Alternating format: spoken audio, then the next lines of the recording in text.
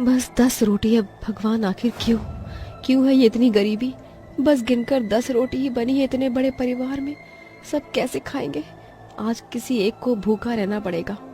इंदु ऐसा कह ही रही थी कि तभी जानकी कहती है, बहू खाना बन गया तो सभी को खिला दे, गरम गरम खा लेंगे तो ही भला, वरना ठंड तो इतनी पड़ रही है कि कुछ ही देर में खाना बर्फ जितना ठंडा हो जाता है और गले से निवाला भी नहीं निकला जाता। तभी 75 साल की बूढ़ी हीरामणि ठिठुरते हुए कहती है, ओह हे राम, आज तो बड़े जोरों का जाड़ा है। अभी तो अगहन में ठंड से ये हाल है, जाने पूस की ठंड कैसे कटेगी। इस पतले दुबले कंबल में। ऐसा कहते हुए हीरामणि के बूढ़े चेहरे पर घर में एक कंबल होने का असंतोष साफ दिख रहा था। जिसके बाद इंदु सभी को खाना खिलाकर अपनी फटी पुरानी झीनी सी साड़ी सिर पर ओढ़कर जाने लगती है। अरे बहू, आज तो तूने टिफिन बांधा ही नहीं, खाएगी क्या? हड़बड़ी में भूल गई होगी। सुगना, अपनी भाभी को रोटी बांध दे। जी माँ, रोटी तो खत्म हो गई। सुगना ने देख लिया तो सभी मेरे लिए दुखी होंगे। माँ जी, मैं फैक्ट्री में खा लूंगी। तभी बिस्तर पर पड़ा बीमार गणेश कहता है, अरे पर इंदु फैक्ट्री में तो अपना खाना लेकर जाना पड़ता है। गणेश बिल्कुल ठीक कह रहा है बहू। अब माँ जी, मेरे मालिक बड़े दिलदार आदमी हैं, वो सभी मजदूरों के लिए खाना बनवाते हैं। दाल चावल पापड़ सब्जी बहुत कुछ खाने को मिलता है, मैं खा लूंगी। शुक्र है ईश्वर का, वरना आजकल के जमाने में ऐसे मालिक लोग मिलते कहाँ हैं। फिर वो गरीब बहू कमाने के लिए उस कड़कड़ाती ठंड में घर से निकल जाती है, जहाँ पूरी सड़क पर घना कोहरा छाया होता है और ओस भी गिर रही होती है। अब माँ जी, मुझे माफ कर दीजिएगा जो मुझे आपसे झूठ बोलना पड़ा, मगर सच तो ये है कि 2 वक्त की रोटी कमाने के खातिर आपकी इस गरीब बहू को हर दिन मालिक की गालियां खानी पड़ती हैं और जिल्लत भी झेलनी पड़ती है। तभी इंदु काम पर पहुंच जाती है। तभी फैक्ट्री का मालिक उस गरीब पर ताने कसते हुए चिल्लाकर कहता है, आइए आइए सेठानी जी, कहिए तो कुछ चाय पानी नाश्ता मंगवाऊं? हाँ क्यों रे, ओवर टाइम लगाने का वक्त। लगता है मुनिया को ठंड लग रही है। बाप रे बाप, अरे अब तो ये बर्फीली बयार तीर की तरह हड्डियों में चुभ रही है। ये कंबल जरा भी गम नहीं कर रहा, कांपते कांपते हालत खराब है। ओह। ठंड का वो तूफान इतना तेज था कि खिड़की का पलड़ा टूटकर गिर पड़ा। ठंड भरी ये रात जैसे बिजली की तरह उस गरीब बहू और उसके ससुराल वालों को घेरे हुए थी। सभी सिहर उठे। ये ठंड तो बस जंगलों में रहने वालों के लिए बनी है, उनके लिए तो ये सुहाना मौसम आता है, मगर हम जैसे गरीबों पर तो सितम ढाता है, वो हम ही जानते हैं। हे प्रभु, ले ले मेरे प्राण, ताकि मुझ बुढ़िया की रोटी का भार तो घट जाएगा। दादी जी, ऐसा मत कहिए। आपको 2 रोटी खिलाना मेरे लिए बोझ नहीं, बल्कि आपका जीना इस घर इस परिवार की नींव है। अपने परिवार को ठंड में इस तरह से ठिठुरता देखकर बेचारी वो गरीब बहू घर से निकलकर इधर उधर से लकड़ियां बीनकर आग जलाती है, जिसे सभी को थोड़ी राहत मिलती है। पर अगले दिन और भी ज्यादा ठंड बढ़ जाती है। हर दिन के साथ ठंड का तापमान घटता जा रहा था, जिसमें अब टूटी फूटी झोपड़ी में उन गरीबों से सांस भी नहीं ली जा रही थी।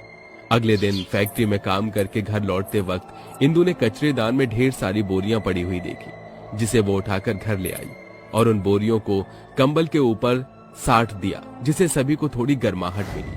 पर ठंड का कहर अभी इसी गरीब परिवार से गया नहीं था। फिर एक दिन, मालिक कुछ पैसे एडवांस दे दीजिए, बड़ी जरूरत है। मेरा गरीब परिवार ठंड का कहर काट रहा है। अपनी गरीबी का दुखड़ा मेरे आगे मत रो, ये ले तेरे इस महीने का हिसाब। चल अब चल निकल जा यहाँ से, क्योंकि 1000 रजाई बनाने का ऑर्डर पूरा हो गया है। अब मुझे ज्यादा मजदूरों की जरूरत नहीं है, इसलिए मैं मजदूरों को हटा रहा हूँ। नहीं मालिक, दया करके मुझ गरीब के पेट पर लात मत मारी है। मेरे घर में कमाने वाली बस मैं ही हूँ। इस ठंड के कहर में मेरा परिवार तो भूखा मर जाएगा। इंदु के लाख मिन्नतें मांगने पर भी मालिक दया नहीं खाता और अब एक और मुसीबत उसके परिवार पर आ पड़ती है। ठंड में घर में न तो उनके पास खाने को कुछ भी था, न ओढ़ने को। दिए पैसे लेकर वो घर जाती है जहां उसका पति बीमार था। इंदु बोरी ओढ़कर उसे अस्पताल ले जाती है जहां सभी अमीर लोग गरम जैकेट कोट पहने अपनी बड़ी बड़ी महंगी गाड़ियों के ऊपर रोड पर केक काट रहे होते हैं और खुशियां मना रहे होते हैं। कल तो नया साल है, कोई न कोई दरिया दिल अमीर तो जरूर इस सड़क पर आकर गरीबों में कंबल बांटेगा। आज रात में यहीं रुकूंगी। बेबस और लाचार होकर वो गरीब बहू भिखारियों के बीच कंबल के लिए सारी रात सड़क पर ठंड में काटती है।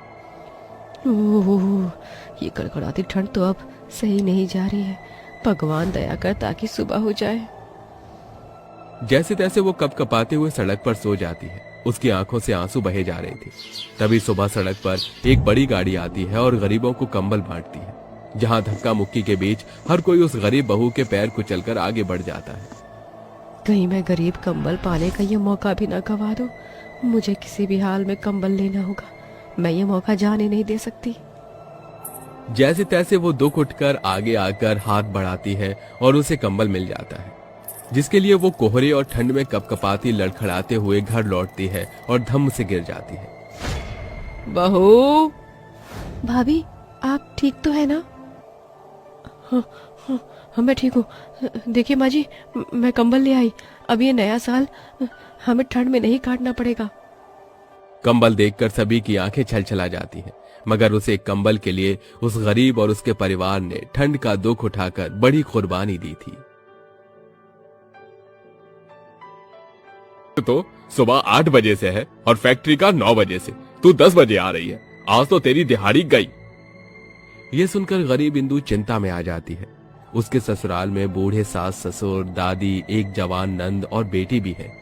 इतने बड़े परिवार को कमाकर खिलाने की जिम्मेदारी उस गरीब बहू के कंधों पर ही है, क्योंकि किसी बीमारी से गणेश की रीढ़ की हड्डी अंदर से पूरी तरह से गल चुकी है। वो हमेशा बिस्तर पर ही पड़ा रहता है।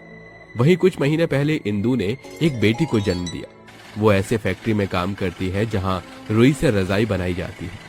इंदु का मालिक जुबान से जितना कड़वा है, दिल से उतना ही कठोर। अरे चलो चलो चलो, सब जल्दी जल्दी हाथ चलाओ। मालिक, मैंने अपने हिस्से की 10 रजाई बना दी है। अब मैं जाऊं? पता नहीं इसका हाथ है कि मशीन। सबसे देर से आती है फिर भी सबसे पहले काम खत्म कर लेती है। नहीं, आज तो पूरा 2 घंटे देर से आई है। आज तुझे 2 घंटा देर से छोड़ूंगा। चल और रजाई बना। नए साल के दिन 1000 रजाई की डिलीवरी देनी है। शाम ढलते सारे मजदूर अपना काम खत्म करके चले जाते हैं, मगर इंदु अभी भी मशीन पर बैठी रजाई बना रही थी। तभी उसकी आंखों पर अपने गरीब ससुराल वालों का ठंड से ठिठुरता चेहरा आ जाता है। ये रजाई कितनी मोटी और गर्म है। घर में जो कंबल है वो तो एकदम पतली दुबली हो चली है। उसमें तो किसी की भी ठंड नहीं जाती। क्यों ना मैं एक रजाई फैक्ट्री से खरीद लूं तो सस्ती पड़ेगी। तभी इंदु हिचकते हुए मालिक से कहती है, मालिक, वो मैं कह रही थी, मुझे भी इसमें से एक रजाई अपने परिवार के लिए खरीदनी है। इस पर फैक्ट्री का अमीर घमंडी मालिक बेचारी उस गरीब बहू की बड़ी बेइज्जती करता है। तू और इतनी महंगी रजाई खरीदेगी? औकात देखी है? एक स्वेटर खरीदने की तो औकात नहीं तेरी। रोज इस फटी चढ़ी साड़ी में ही चली आती है और इतनी महंगी रजाई खरीदेगी। जानती भी है 10,000 दाम है इसका। दे सकेगी? 10,000 की बड़ी कीमत सुनकर उस गरीब बहू की आस टूट जाती है। वो घर आती है। सभी जैसे तैसे वो पुराना कंबल ओढ़ लेते हैं, मगर आधी रात एकदम से ठंड बढ़ जाती है। सभी दिसंबर की वो बर्फीली रात उस गरीब बहू और उसके ससुराल पर भारी पड़ रही थी। ठंड से इंदु की दुधमुही बेटी रो पड़ी।